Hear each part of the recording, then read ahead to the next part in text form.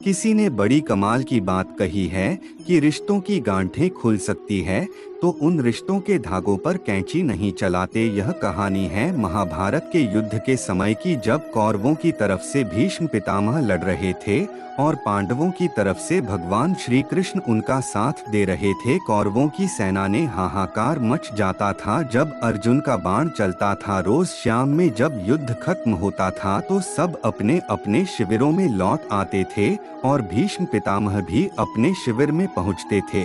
तब दुर्योधन उन पर आरोप लगाते थे कि भीष्म पितामह, आप तो मुझे लगता है आप पूरी तरह से पूरी ताकत के साथ नहीं लड़ते। ऐसा लगता है आप हमारे साथ से नहीं, पांडवों की तरफ से युद्ध लड़ रहे हो। आप पांडवों का वध क्यों नहीं कर रहे हो? रोज शाम शिविर में पहुंचते दुर्योधन यही आरोप लगाते थे। एक दिन भीष्म पितामह पहुंचे, दुर्योधन वहां बैठा था। उनके पहुंचते ही फिर से आरोप लगा दिया और पितामह उस दिन तंग आ गए। अचानक से प्रतिज्ञा ले ली। उन्होंने कहा, मैं भीष्म पितामह कल युद्ध भूमि में उतरूंगा और पांडवों का युद्ध करूंगा।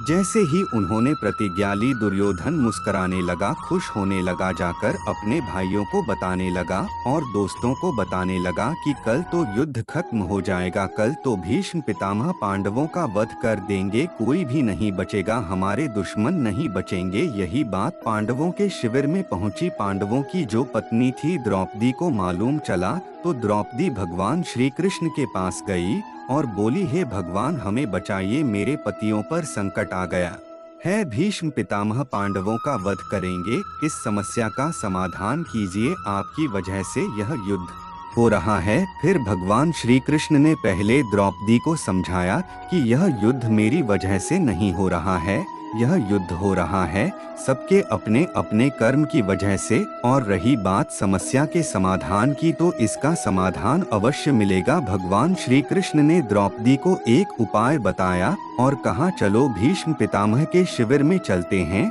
वहां पहुंचे श्री कृष्ण बाहर खड़े रहे और द्रौपदी को अंदर भेजा। जब द्रौपदी अंदर पहुंची तो वहां पर भीष्म पितामह जो थे वो ध्यान में मग्न थे, ऊपर वाले को याद कर रहे थे।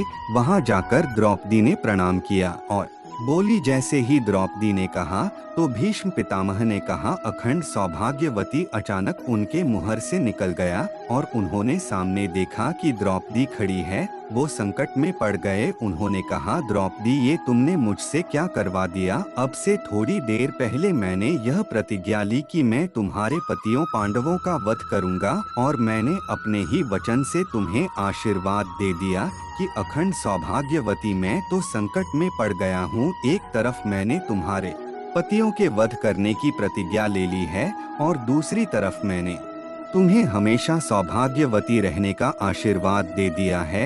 यह तुमसे किसने करवाया? तुम तो यह नहीं कर सकती। फिर द्रौपदी ने कहा, यह मैंने नहीं किया है, यह मुझसे श्री कृष्ण ने करवाया है। तो पितामह भीष्म ने कहा कि भगवान श्री कृष्ण को अंदर लेके आओ। अंदर जब श्री कृष्ण महाराज पहुँचे तो सामने खड़े देखकर भीष्म पितामह ने पहले तो प्रणाम किया और बोले, भगवान महाराज, ये आपने मुझसे क्या करवा दिया? मेरी ही प्रतिज्ञा को मेरे वचन से तुड़वा दिया। अब मेरी समस्या का समाधान कीजिए। भगवान श्री कृष्ण ने कहा कि आपको खुद पता है कि आपकी समस्या का समाधान क्या है। पांडवों को बुलाया गया। जब पांडव आए तो पांडवों से भीष्म पितामह ने वचन ले लिया कि मेरी बात तुम्हें माननी होगी। पांडवों ने कहा, ठीक है। तो भीष्म पितामह ने उनसे कहा कि अर्जुन, कल तुम मेरा वध करोगे?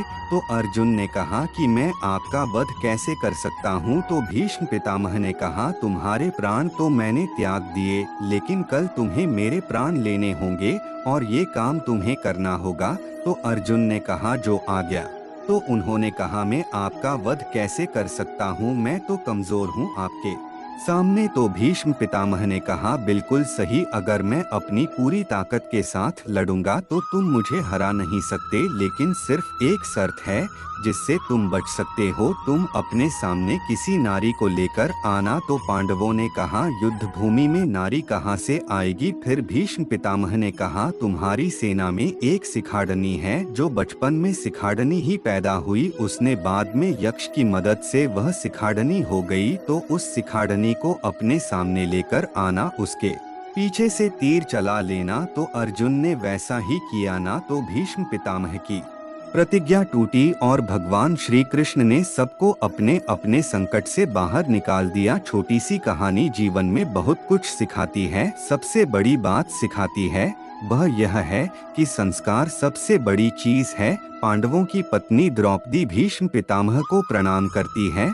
उन्हें नमस्कार करती है और वह आशीर्वाद देते हैं, अखंड सौभाग्यवती भवः। हमें अपने अपने संस्कार नहीं भूलने चाहिए, क्योंकि संस्कार जिंदा रहेंगे तो हम जिंदा रहेंगे। दूसरी बात यही कौरवों की पत्नी कर देती तो शायद उन्हें भी अखंड सौभाग्यवती का आशीर्वाद मिल जाता और कौरव भी जिंदा रह जाते। दूसरी सबसे बड़ी बात यह सिखाती है कि जिंदगी में हर समस्या का समाधान है। कितने बड़े बड़े संकट आए, लेकिन महाभारत में हर संकट का समाधान होता गया। छोटी सी कहानी जिंदगी में काफी कुछ सिखाती है। जिंदगी में सीखते रहें, आगे बढ़ते रहें। आशा करता हूँ दोस्तों आपको यह वीडियो पसंद आया हो। वीडियो को लाइक, कमेंट, शेयर और सब्सक्राइब करना ना भूलें। मिलते हैं एक ऐसी नई वीडियो के साथ, तब तक के लिए धन्यवाद दोस्तों।